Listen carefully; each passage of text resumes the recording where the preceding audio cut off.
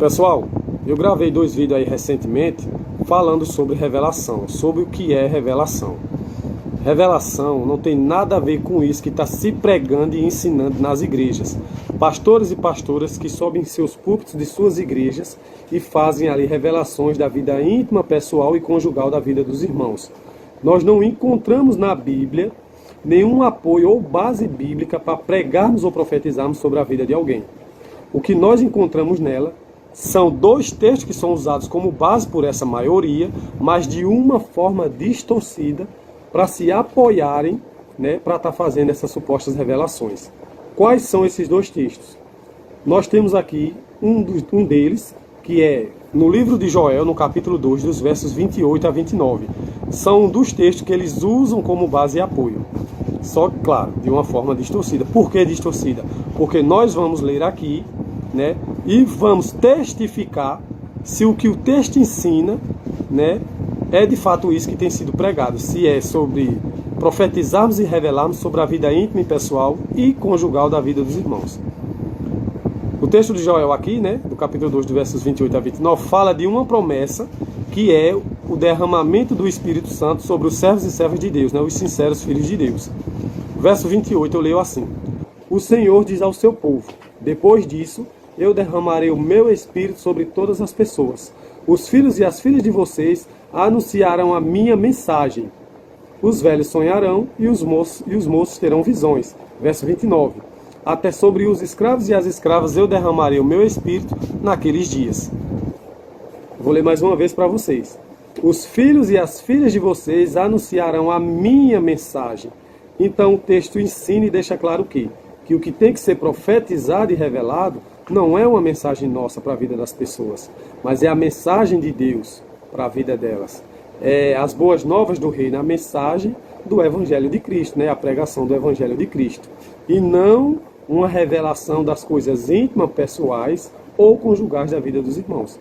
Ou revelações e profecia, vamos dizer assim, de coisas que têm acontecido aí no meio secular, Qualquer coisa que chama a atenção da mídia, aí se levanta pastores e pastoras em suas igrejas, subindo em seus púlpitos, se intitulando serem profetas, fazendo profecias e revelações daquilo que tem acontecido.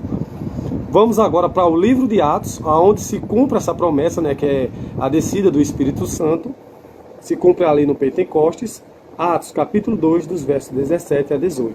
Verso 17 eu leio assim: É isto que eu vou fazer nos últimos dias, diz Deus. Derramarei o meu Espírito sobre todas as pessoas. Os filhos e as filhas de vocês anunciarão a minha mensagem. Os moços terão visões e os velhos sonharão. Verso 18. Sim, eu derramarei o meu Espírito sobre os meus servos e as minhas servas, e naqueles dias eles também anunciarão a minha mensagem.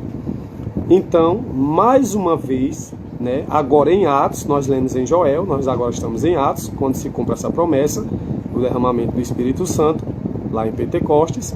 O texto ensina e deixa claro que o que tem que ser profetizado, revelado, não é uma revelação de coisas da vida alheia, da vida dos irmãos.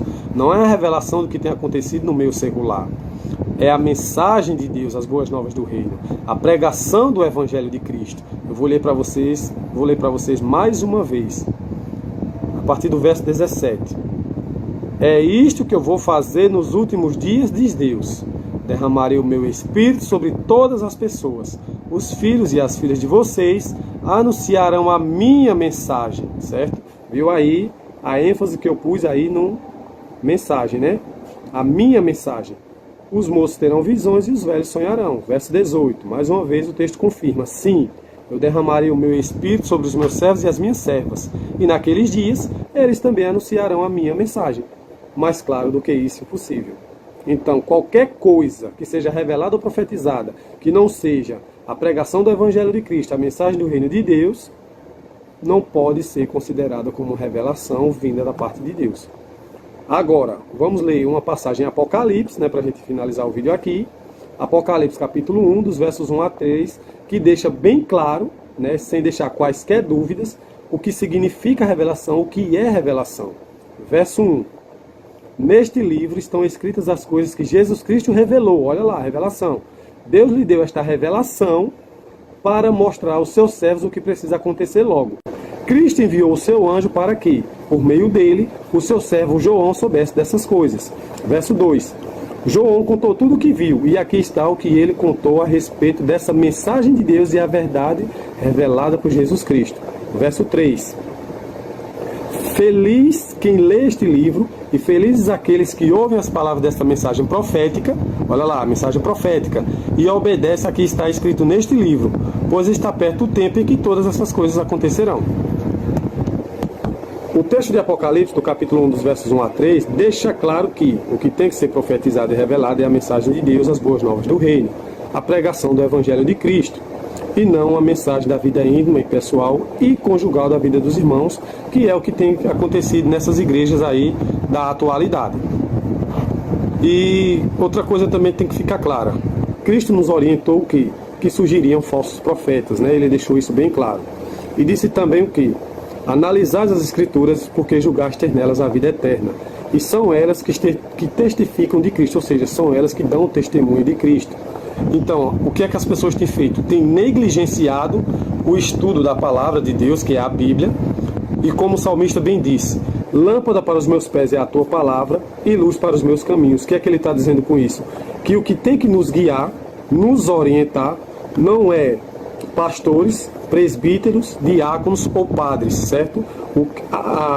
A nossa direção é a própria palavra de Deus. Assim como o salmista Davi disse, lâmpada para os meus pés é a tua palavra e luz para os meus caminhos. E assim como Cristo disse, analisai as Escrituras, porque julgaste nela a vida eterna. Então, o meu manual de vida, né, é a Bíblia, é as Escrituras, e não pastores mal intencionados que distorcem os textos bíblicos, né, que sobem em seus púlpitos e suas igrejas, querendo terem a aparência de homens e mulheres de Deus, distorcendo os textos, né, para se encaixarem ali no argumento deles, né, para satisfazerem os seus próprios egos, né? Então fica aí a dica, fica aí o alerta, né, e fica aí os textos bíblicos, né, que eu vou colocar aí para vocês estarem pausando, lendo, né, e de fato testificando na própria Bíblia de vocês.